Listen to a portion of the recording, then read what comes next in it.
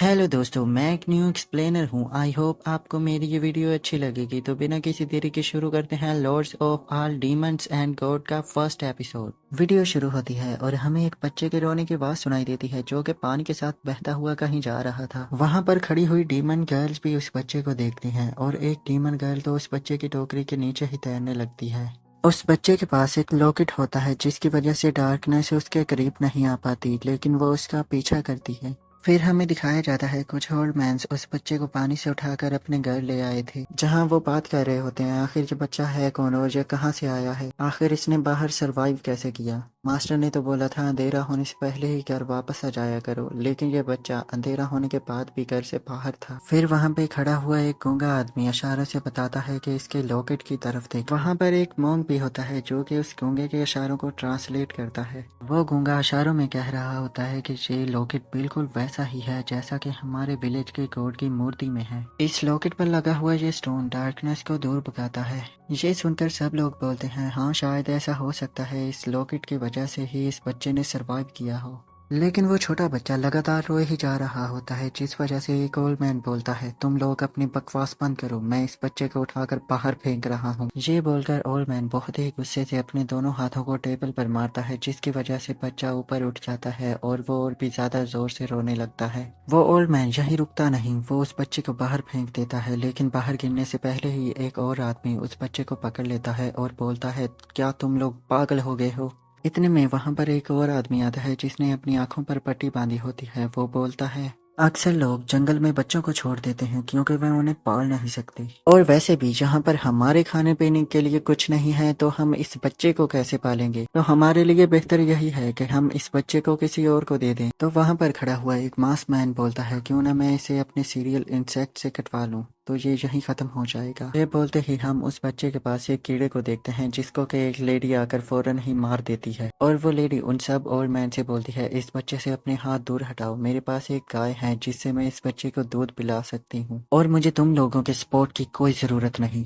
फिर हमें दिखाया जाता है वो बच्चा उस ओल्ड लेडी के रूम में होता है जहाँ वो एक जगह पर लेटा होता है। फिर अचानक से वहाँ पर डार्क एनर्जी आ जाती है जो कि आहिस्ता आहिस्ता उस बच्चे की तरफ जा रही थी, लेकिन उस ओल्ड लेडी का ध्यान कहीं और था। उस डार्क एनर्जी में से बड़े बड़े हाथ निकलते हैं जो कि बच्चे की तरफ बढ़ रहे थे, लेकिन जब वो ओल्ड लेडी सुई से धागे को खींचती है वो धागा उन हाथों में फंसकर उन्हें दूर हटा देता है और वो ओल्ड लेडी सुई और धागे से किसी चीज को सील कर बंद कर देती है। फिर हमें दिखाया जाता है वो किसी और चीज को नहीं, एक औरत के जिस्म को सील रही थी, और वो वापस से अपने बच्चे को उठाकर सबके पास ले जाती है। जब वो मोंग उस बच्चे को उठाता है तो वो बच्चा उसके ऊपर ही सुसु कर देता है और वो बच्चा उस मोंग के हाथों से छूटकर पानी के गहराइयों में जा रहा होता है, जहाँ पर एक जायंट मछली उसे खाने वाली होती है, लेकिन वो एक पत्ते पर बैठकर ऊपर चला जाता है। उस पत्ते से नीचे उतरते ही वो जमीन पर वापस आ जाता है। जमीन पर वापस आते ही उसे कई सारे कीड़े मकोड़े घेर लेते हैं, जहाँ पर एक बिच्छू से डंक मारने वाला होता है, लेकिन वो उस बिच्छू के डंक से ही लिपट जाता है।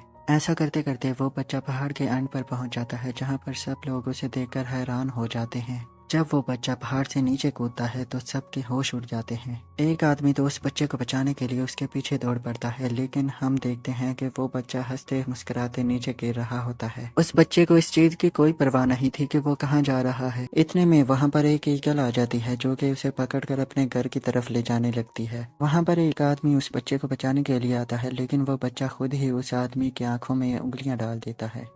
इसकी वजह से वो आदमी सीधा जाकर जमीन पर गिरता है और वो चील उस बच्चे को अपने घोंसले में ले जाती है, जहाँ पर उसके बड़े बड़े बच्चे उस बच्चे को खाने की कोशिश करती हैं, लेकिन वो बच्चा एक अंडे के साथ लुढ़कता लुढ़कता नीचे गिर जाता है।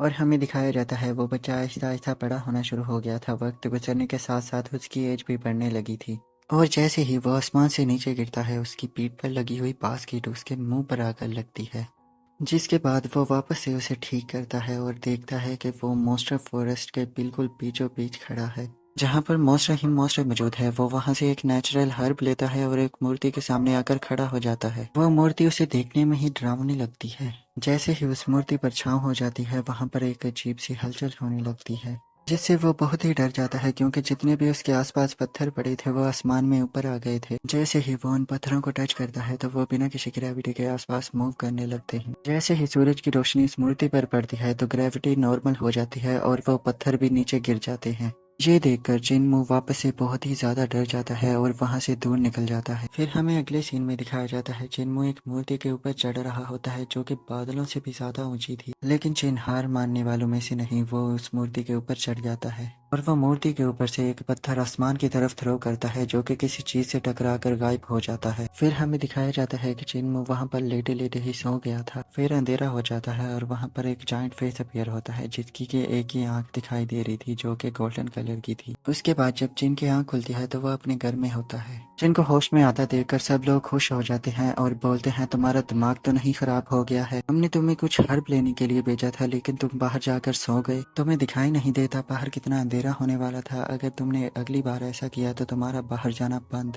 और तुम्हारी मदर भी तुम्हें नहीं बचा पाएगी। फिर हमें अगले सीन में दिखाया जाता है जिनमो उन सब के साथ बाहर कहीं जा रहा था, जहां जिनमो अपनी ग्रैंड मदर और विलेज चीफ से सवाल करते हुए पूछता है आप लोगों ने बताया था जब अंधेरा हो जाता है तो अंधेरे में बहुत ही खतरनाक चीज हमारी तरफ पड़ती है, आप लोग बता सकते हैं वो कौन सी चीज है। विलेज चीफ जिनमो से कहता है वो जो भी चीज है हमें उससे कोई लेना देना नहीं, बस हमें इतना पता है कि वो खतरनाक है और जब तक हमारे विलेज में वो स्टोन स्टैचू मौजूद है हमारे विलेज में वो सोल इंटर नहीं कर सकते। फिर जिनमो बोलता है कि आखिर उन स्टोन में ऐसा क्या है जो डार्क सोल उससे डरती है। फिर विलेज चीफ जिनमो से कहते हैं हमारे ताशु विलेज के बहुत सारे सीक्रेट्स हैं, तुम उन्हें ना ही जानो तो ही बेहतर है, उन्हें जानने के चक्कर में बिला वजह में तुम अपनी लाइफ गवा दोगे। ये सुनकर जिनमो बोलता है अच्छा ठीक है, मैं फिर से नेचुरल हर्ब्स जमा करने के लिए जा रहा हूँ। फिर उसकी ग्रैंड मदर बोलती है अंधेरा होने से पहले ही वापस आ जाना। उसके जाते ही ग्रैंड मदर विलेज चीफ से कहती है कि मुझे कई सालों से जिनमो के अवेकनिंग के असरात नजर नहीं आ रहे, ऐसा लग रहा है जैसे वो कल्टीवेशन के लिए पैदा नहीं हुआ, पता नहीं वो कैसे ऑर्डिनरी लोगों की तरह जिंदगी गुजारेगा। फिर विलेज चीफ बोलते हैं ऑर्डिनरी लोग वो कुछ ही साल तक जिंदा रह पाते हैं। फिर मास्क मैन बोलता है कि अगर वो ऑर्डिनरी लोगों की तरह जिंदगी गुजारेगा तो वो ताशु विलेज में कैसे सरवाइव कर पाएगा, क्योंकि ये जगह बहुत ही ज्यादा खतरनाक है। अगर तुम चाहती हो कि उसकी अवेकनिंग हो तो तुम्हें 4 स्पिरिट ब्लड्स की जरूरत पड़ेगी और उसके बाद तुम्हें उस पर पूरा ध्यान देना होगा। फिर हमें दिखाया जाता है कि चिन्मू अपनी गाय के ऊपर बैठकर बांसुरी बजाते हुए जंगल की तरफ जा रहा था, जहाँ वो देखता है सब मौसम और क्रीचर्स अंधेरा होते ही अपने घर की तरफ भागने लगे हैं। आखिर इस डार्कनेस में ऐसा क्या है, ये बोलकर वो ऊपर स्टैचू की तरफ देखता है, लेकिन अचानक से उसकी गाय आउट ऑफ कंट्रोल हो जाती है और भागने लगती है। जिन उसके पीछे जाता हुआ बोलता है मियू ये तुम क्या कर रही हो, वापस आ जाओ, और ऐसे ही वो उससे टकरा जाता है। जब जिन खड़ा होता है तो उसे एक आवाज सुनाई देती है जो कि उसे मदद के लिए पुकार रही थी। वो अपने इर्द गिर्द देखता है, जब वो गाय की तरफ देखता है तो गाय बो रही होती है। तो जिन अपनी गाय से पूछता है मियू क्या ये तुम हो, तो उसकी गाय जवाब देती है हाँ ये मैं ही हूँ, मैंने ही तुम्हें अपनी दूध से पाल पोस कर बड़ा किया है,